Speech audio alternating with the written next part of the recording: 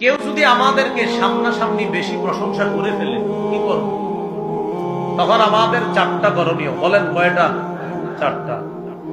এক নাম্বার, সামনাসামনি যদি কেউ বাড়ায় প্রশংসা করে, আপনি মনে মনে করবেন, বলেন আমার সাথে, আলহামদুলিল্লাহ। এই আলহামদুলিল্লাহ মানে কি? মানে আপনি খুশি হয়েছেন না। এই আলহামদুলিল্লাহ মানে আপনি খুশি হন নাই। এই আলহামদুলিল্লাহ মানে হলো যে হে যে আমার প্রশংসা করতেছে আল্লাহ, না না, প্রশংসা সব আপনার। আলহামদুলিল্লাহ, সমস্ত প্রশংসা আল্লাহ। তাহলে কোন ব্যক্তির আপনার প্রশংসা করতেছে, সামনাসামনি কি করবেন? তখন বলবেন, মনে মনে বলবেন, আলহামদুলিল্লাহ আলহামদুলিল্লাহ, মানে আল্লাহ প্রশংসা সব আপনার, আমার না। এগুলো এক নম্বর। দুই নম্বর, যিনি প্রশংসা করবে, আপনার সামনে যখন প্রশংসা করবে তখন আপনি মনে মনে পড়বেন আস্তাগফিরুল্লাহ। পড়েন, কি পড়বেন? মানে আল্লাহ আমি যোগ্য না, মাফ করে দেন। তিন নাম্বার, যদি সামনাসামনি প্রশংসা করে, এটা আবার করতে যায় না, ধমক দিয়ে। বাকি হাদিসে একটা আমল আইছে, এই আমল আবার করতে গেলে মারপিট হয়ে যেতে পারে। সেটা হলো কি? মুখে বালু মারা। মুখে কি মারা? এই যুগে যদি আপনি মুখে বালু মারেন, এই যে প্রশংসার কারণে মারছেন, বুঝবো না এখন কি রে বালি বললি, আমি তোর ভালো কথা কইছি, তুই আমার মারছিস বালু।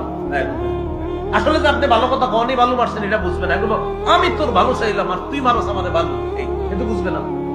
মুসলিম শরীফের 3002 নম্বর হাদিস। আমাদের মাদ্রাসার পাঠ্যপুস্তক অনুসারে মোট হাদিস সংখ্যা হবে 3033টা।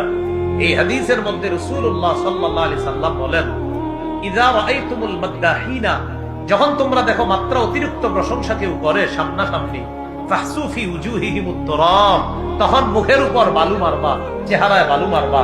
এখানে বালু মারা দ্বারা উদ্দেশ্য হলো সতর্ক করে দেওয়া, কিন্তু সাহাবীরা আমল ডাইরেক্ট করত। একদিন এক সাহাবীর সামনে প্রশংসা হলো, তিনি সত্যি সত্যি বালু আর পাথরটা তো নিয়ে মারছে মুখের মধ্যে।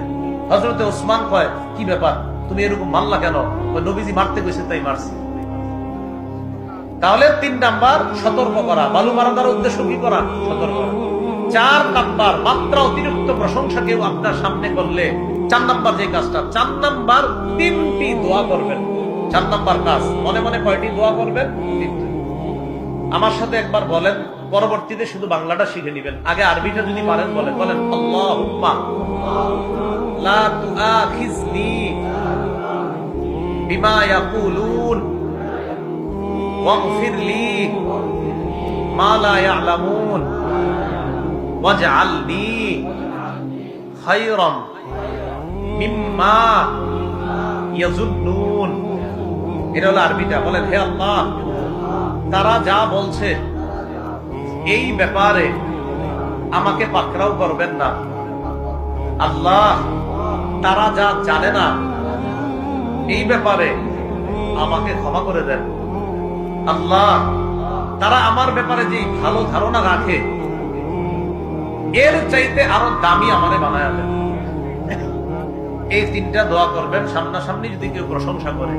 তাহলে আসেন মূল কথায় চলে যায় আমরা। 4 নাম্বার আমাদের দোষ হলো, কারো ব্যাপারে খারাপ ধারণা রাখা যাবে না। ভালো ধারণা রাখবো, রাখতে গিয়ে মাত্রা অতিরিক্ত প্রশংসা করব না। আল্লাহ কথাগুলা বোঝার তৌফিক দান করে।